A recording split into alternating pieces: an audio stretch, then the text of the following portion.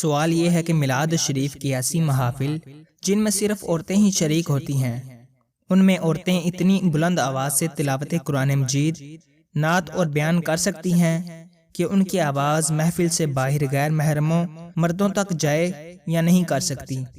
وضاحت فرما دیں۔ اس کا جواب یہ ہے، بسم اللہ الرحمن الرحیم۔ سب سے پہلے یہ بات یاد رہے کہ نبی اکرم رسول محتشم محبوب رب اکبر عز و جل و صلی اللہ تعالی علیہ وآلہ وسلم کا میلاد منانا کثیر برکات و حسنات کا موجب ہے۔ اس کی فضیلت و برکت قرآن پاک سے بھی خوب ظاہر ہے کہ اللہ تبارک و تعالی نے ہمیں اپنی رحمت اور فضل پر خوشی منانے کا حکم ارشاد فرمایا ہے۔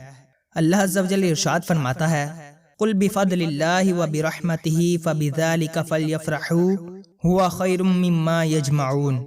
ترجمہ کنز ایمان، تم فرماؤ اللہ عز و جل ہی کے فضل اور اسی کی رحمت اور اسی پر چاہیے کہ خوشی کریں، وہ ان کے سب دھن و دولت سے بہتر ہے۔ اس آیت کریمہ میں اللہ عز و جل اپنی رحمت پر خوشی منانے کا حکم ارشاد فرما رہا ہے، اور بلا شک و شبہ حضور پر نور شافع یوم النشور صلی اللہ تعالی علیہ وآلہ وسلم اللہ تعالی کی بہت بڑی نعمت ہیں، جن کو اللہ تعالیٰ نے تمام جہانوں کے لیے رحمت بنا کر بھیجا اور ان کے مبعوث فرمانے پر احسان بھی جتلایا۔ چنانچہ حضور صلی اللہ تعالیٰ علیہ وآلہ وسلم کے تمام جہانوں کے لیے رحمت ہونے کے بارے میں اللہ رب العزت کا فرمان ذیشان ہے، وَمَا أَرْسَلْنَاكَ إِلَّا رَحْمَةً لِّلْعَالَمِينَ۔ ترجمہ کنز ایمان، اور ہم نے تمہیں نہ بھیجا مگر رحمت سارے جہاں کے لیے۔ دوسری جگہ ارشاد فرمایا، لَقَدْ مَنَّ اللَّهُ عَلَى الْمُؤْمِنِينَ إِذْ بَعَثَ فِيهِمْ رَسُولًا۔ ترجمہ کنز ایمان، بے شک اللہ کا بڑا احسان ہوا مسلمانوں پر کہ ان میں سے ایک رسول بھیجا۔ پہلی آیت کریمہ میں سرکار صلی اللہ تعالی علیہ وآلہ وسلم کے رحمت ہونے اور دوسری میں نعمت ہونے کا ذکر ہے۔ پھر جب حضور علیہ الصلوۃ والسلام اللہ تعالی کی طرف سے عظیم رحمت اور نعمت ہے، تو ان کا میلاد منانا یعنی ان کے فضائل میں محافل کا اہتمام کرنا، اس میں اللہ تعالی کی نعمت کا اظہار اور چرچا کرنا، اور خود اللہ تبارک و تعالی نے ہمیں اظہار نعمت اور اس کا چرچا کرنے کا حکم ارشاد فرمایا۔ چنانچہ قرآن مجید میں ہے، وَأَمَّا بِنِعْمَةِ رَبِّكَ فَحَدِّثْ۔ ترجمہ کنز ایمان، اور اپنے رب کی نعمت کا خوب چرچا کرو۔ پھر حضور علیہ افضل الصلاۃ والتسلیم کا میلاد منانا ایسی عظمت اور فضیلت والا کام ہے کہ اس کی برکتیں نہ صرف مسلمانوں بلکہ کافروں کو بھی پہنچتی ہیں، جیسا کہ صحیح بخاری شریف میں ہے۔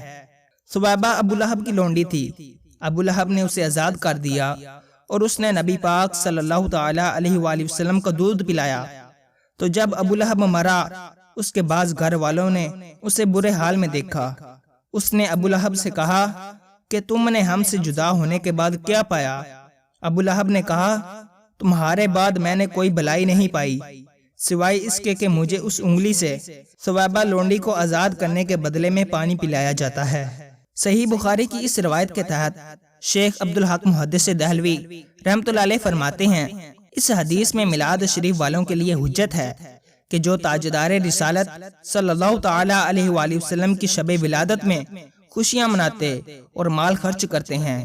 مطلب یہ کہ باوجود ابو لہب کافر تھا اور اس کی مذمت قرآن میں نازل ہو چکی ہے، جب اس نے حضور صلی اللہ تعالی علیہ وآلہ وسلم کے میلاد کی خوشی کی اور اس نے اپنی باندی کو دودھ پلانے کی خاطر آزاد کر دیا، تو حضور صلی اللہ تعالی علیہ وآلہ وسلم کی طرف سے حق تعالی نے اسے اس کا بدلہ عنایت فرمایا۔